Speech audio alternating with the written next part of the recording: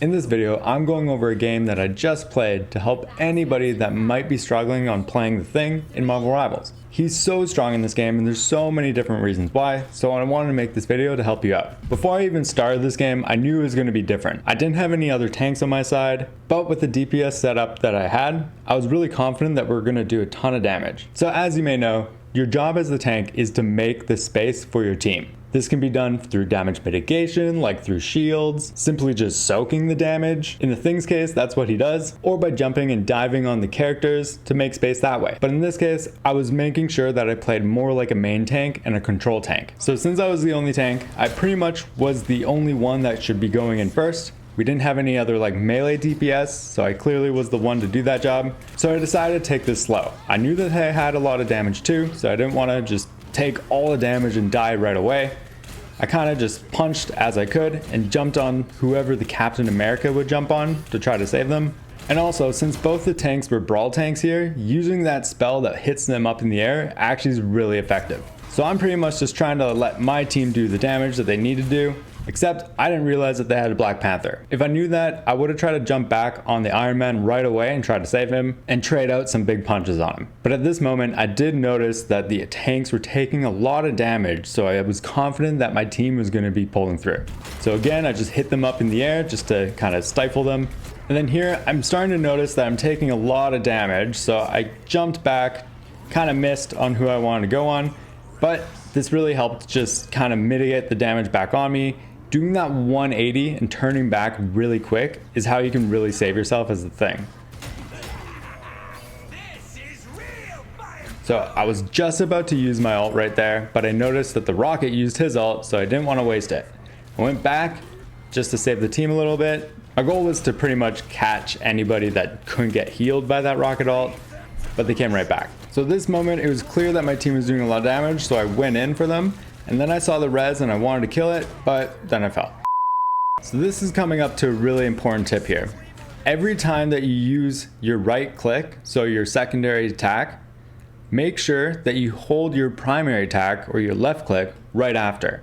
So in this case, I just hit him with that big punch, and since I'm holding left click, it's going to do 1.5 times the damage. It still takes a little bit more time, but this is a great method to finish off one single character. Because your secondary fire, the wind-up attack, can pierce through multiple enemies, and the primary attack, just the regular single punch, only hits one enemy. But if you hold your primary fire after the secondary fire, it actually comes off a bit quicker, which is an animation cancel that gives you extra burst. This is a perfect example of this working on the Cloak and Dagger.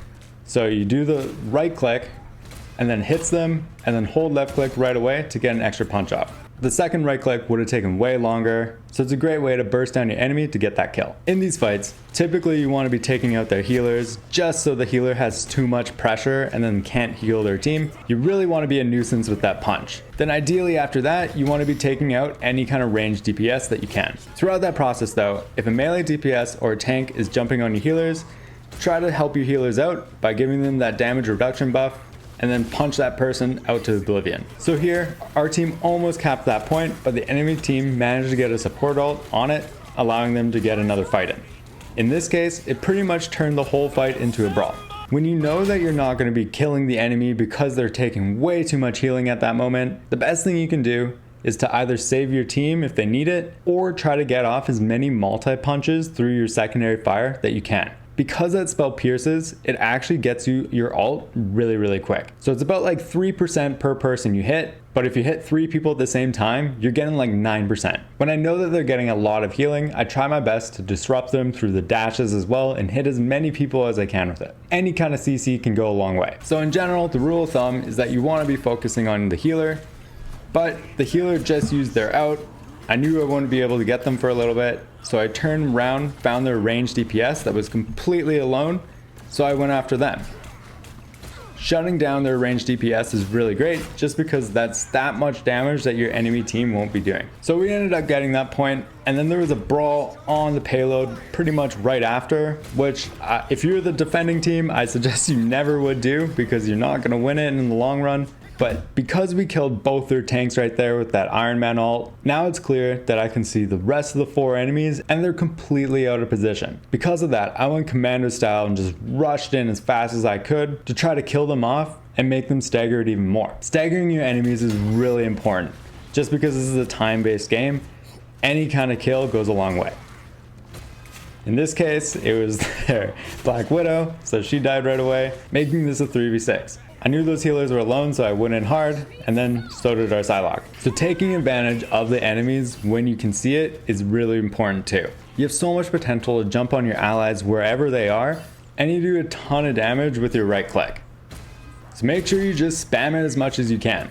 Ideally, you want to be using your ult to disrupt the enemies. So it's a massive stun. You want to be using it if you know that your DPS are able to get any kind of shots off your enemy. That's the most typical way because then you know you have damage follow-up coming up. But in this case, these three were separated from the other three, and I knew that my team was doing a 5v3, so I wanted to try to stun at least two of them. I thought I got them really great, like I thought I was about to get all three of them here because they're lining up almost perfectly in this door, but then I only ended up getting the magic. This still helped because any kind of magic pressure on our healers would definitely make the fight that much harder.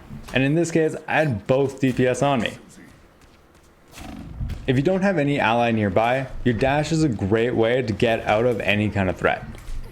It hits people up, and once you activate it, it hits them up again, which is a great CC. For that, I highly suggest you go in your settings, you go to the controller menu or the keyboard menu, and then choose the thing, and then make sure in this menu, when you go down to the hero section, that you have hold to dash. This makes the ability just that much faster, and if you need to let go instantly, it gives you an animation cancel. And then the rest, I noticed that our healers weren't taking too much damage, so I just jumped right on their healer to try to get rid of all the enemy healing. Something that's really useful to do as the tank is to mark the enemy that you want people to kill. Kind of like a shot caller, so if you really want that enemy to die, mark them off, and you'll end up finding a DPS helping you out. The Thing is a really cool tank because even though he is a great brawler and really good at melee damage, he also excels at helping the team and controlling the battlefield. So no matter where the allies are, you can jump to them at any moment and help them out. He's really great at picking out any kind of stragglers or anybody that's overextended just a little bit, and not only picking them out, but making sure that that person that overextended won't get that kill on your ally. In the end, for this round, the enemy team actually defended the point really well. They had those healing ults on, so our team couldn't be able to push through. It is important to note that if you are playing a tank, you should know what your tank excels at and what they don't excel at. So tanks like Strange and Groot are actually really great for this part of the point, just because Groot can wall off people, or you can use a shield through Doctor Strange to help mitigate all the damage for your team. So it may have helped my team if I ended up switching right at the end there, just because it might have given my team a better angle for the fight. And same thing goes for defense. So if you know that the enemy team has a lot of poke, the Thing can't do too much other than adding a damage reduction buff to you and your ally. The enemies decided to portal on point, which is great for me. I'd much rather do a brawl rather than a firefight. So I just rush in right where I know everyone's going to be dropping, and I start letting them have it. As soon as I saw that Black Panther, I knew that he was going to be a massive threat for my team, so I tried to jump on him as much as I could. Once I knew that bug was gone, then I went back to my healers just to make sure that they're safe. Now I'm able to jump on them at any moment, but they do look completely safe, so I went back to the enemies to try to finish off this fight. The enemies pushed the point, and the next big team fight pretty much happened right here. You'll notice that they're healing a ton, we're healing a ton, but there's some ults going off, and it was clear our support ult was going to be lasting for a little bit longer than theirs, so I went hard on getting that secondary fires off on as many enemies as I could. Pretty much was just trying to gain my ult charge as fast as possible, so now it's ready for the next fight. So once the enemies pushed just a little bit further, it was clear that there was going to be a big team fight happening. Everybody had their ults. You could see support ults go off. And in that case, just try to punch the rocket ult as much as you can. Then I was trying to cleave as many players as I could because it was clear that our support ult was going to be lasting a little bit longer than theirs. And then here it was clear that we regained our strength, so I charged in as fast as I could to try to get their healer. At any moment, if you see your ally in trouble, jump on them. This can really help.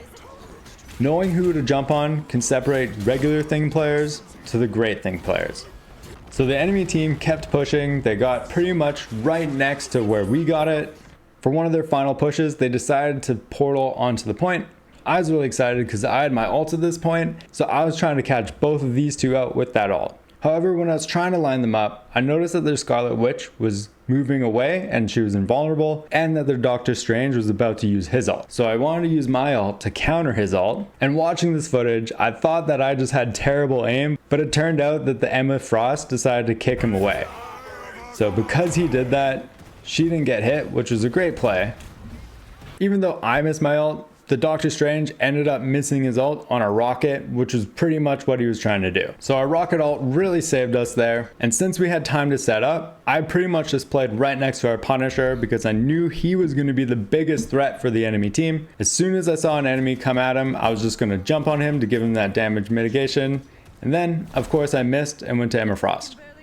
And then since there wasn't much time left on the clock, I knew the enemies had to get there. So I tried to cut any one of them off that I could. Then I noticed they went around. So this pretty much turned the rest of the fight into a big brawl, which just means that you just punch, punch, punch. And obviously always jump on somebody that needs help when they need it. Overall, he's an amazing tank. There's so many great things about him. The fact that he can jump to anybody either offensively or defensively and then get in those big punches with an extra burst combo by holding that primary fire afterwards really makes him such a strong candidate for every team in this game. Alright, that's it from me. I hope this video helped you out. If it did, don't forget to give it a like to tell YouTube it's a good video so it can be shared to more Marvel Rivals players just like you. Also, please subscribe to my channel to see more great Marvel Rivals tutorials just like this. This has been one of my favorite games that's been released in a long time, and I have a ton of great tutorials coming up to help you get to Grandmaster or above. Alright, have a great day everyone. Cheers.